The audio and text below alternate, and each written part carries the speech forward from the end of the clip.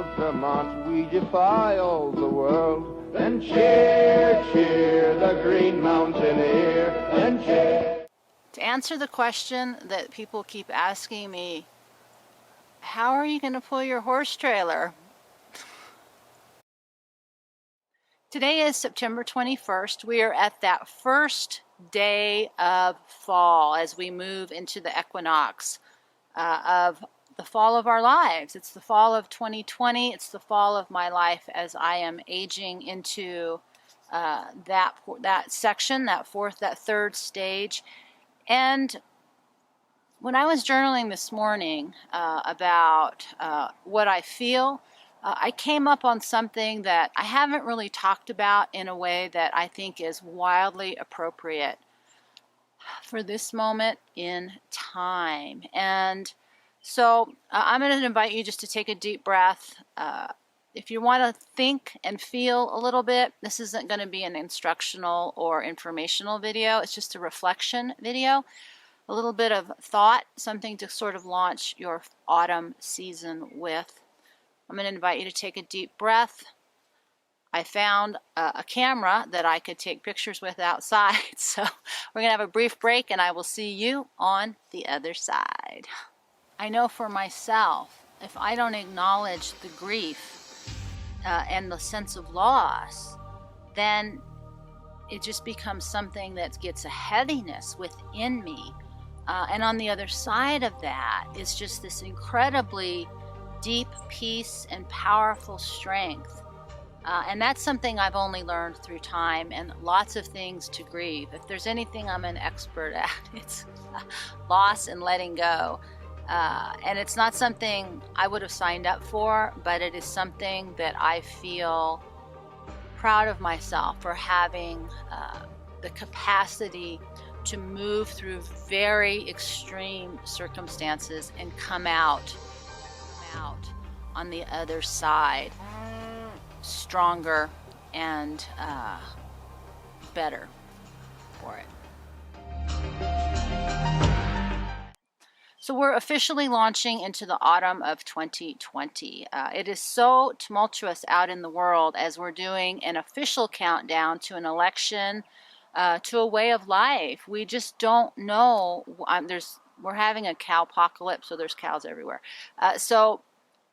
But one of the thoughts that came for me is that as I was looking at the weather, I have one perfect week of weather. It's not too hot, it's not too cold. It's kind of a Goldilocks zone for me. And I was really excited because while I have a week of perfect weather and no rain, I have about 3 months probably of work still to do at the pace I've been going. And with that kind of came because there's this push to do and go get stuff done. As I feel like so many of you, I'm pushing up against a deadline with an outcome that I don't know and I don't understand, while everything in me is saying, I just want to enjoy this beautiful, perfect weather because it's the peak season here in Mountain Air. It's the moment of truth. It's the time that we wait for all year long. And I don't get to enjoy it to its fullest because I'm tearing around trying to get everything done. But when I really started to look what was below that, there was just a real sense of grief and sadness and loss. And I thought, well, that's interesting. I haven't been talking to myself about grief. Mostly it's just been aggravation and push to get stuff done.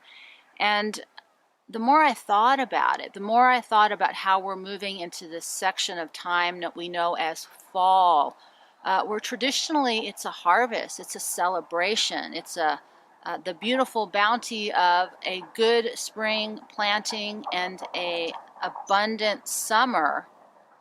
That didn't happen. Some people did really well this summer, but a lot of people had a spring and summer that was devastating.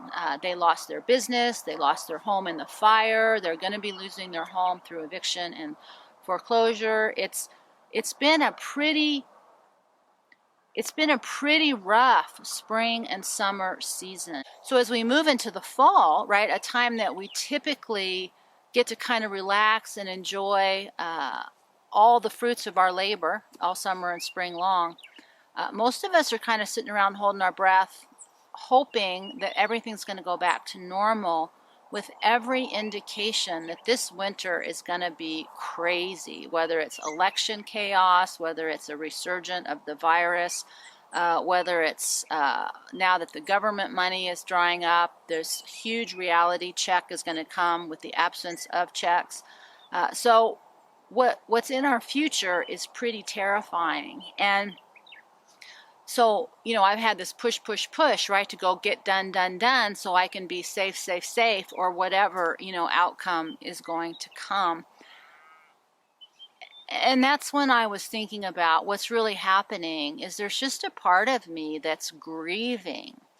You know, and grief isn't suffering. I think of suffering as having an emotional reaction that's overdue to let go of, right? There's loss, there's pain, there's sadness. That's a normal grieving process. And then suffering is sort of the continuation beyond a good time frame.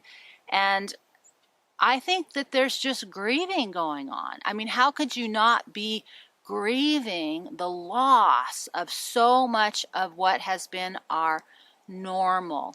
And so I just wanted to take a moment to bring that up and kind of acknowledge it, because what's really powerful about that, and I keep, you know, asking the question, especially of older women, what can we do to be contributing to this process? What can I do? Because I can't solve all the problems. I'm not going to go out and fight. I'm not capable of building a whole new world.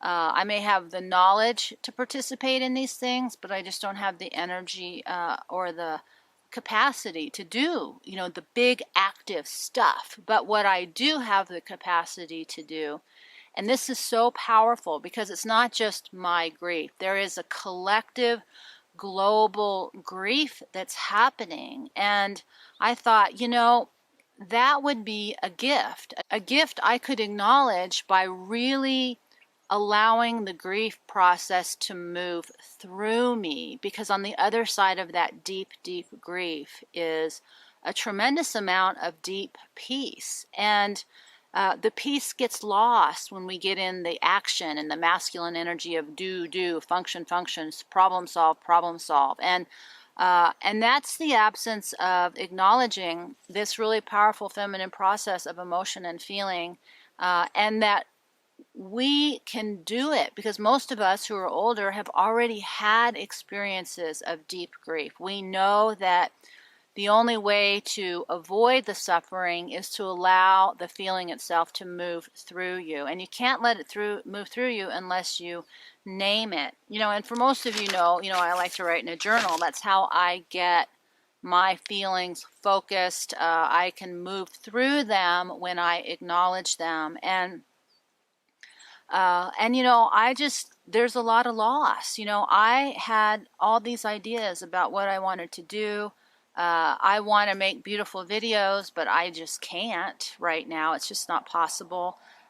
There's so many losses, you know, financial losses, health losses, future dream losses.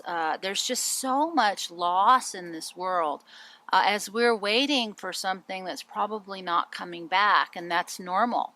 And so if you're not grieving, then you're probably not really paying attention to what's going on. And you know, nobody can do our personal work for us, but I do believe in the power of how we are all connected, that we can do some of that collective grieving as a gift to others, especially those of you who are not, you know, in the throes of trying to get things done, that you have the space and the time to really allow it to wash through you, over you, and out of you.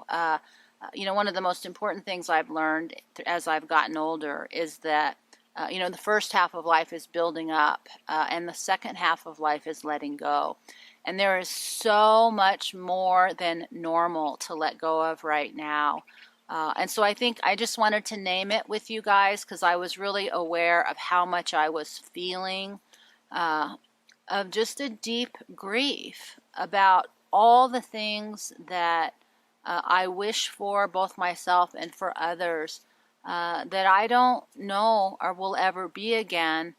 But separate from that, just really acknowledging that the harvest of our fall season here in 2020 just isn't what it could have been. And if we didn't feel sad about that, if we didn't allow that to be named and then let go of, then it sticks within us. So, I want to open my heart, and I can only do that when I let what's actually in there move. I don't want it static. I want flow. And right now, I think by naming the grief, I can feel it flowing so that I can let it go, so that I can find my peace again in the midst of trying to enjoy this one perfect week in our cowpocalypse. I may talk about what's going on here, but we are having a cow apocalypse. There's billions of cows here. So with that, my friends, I hope that you are having a lovely day. I'm just about ready to get started on mine. Are we having a cowpocalypse, Freedom?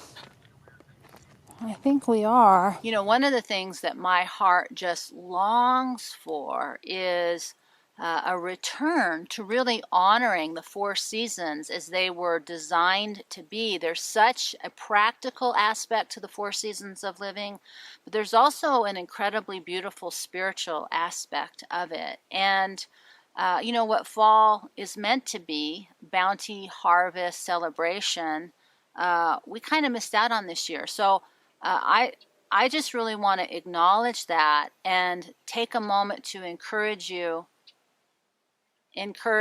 to have courage, to really look at the reality of anything that maybe you're grieving about and letting it flow through you so that we can get through this fall.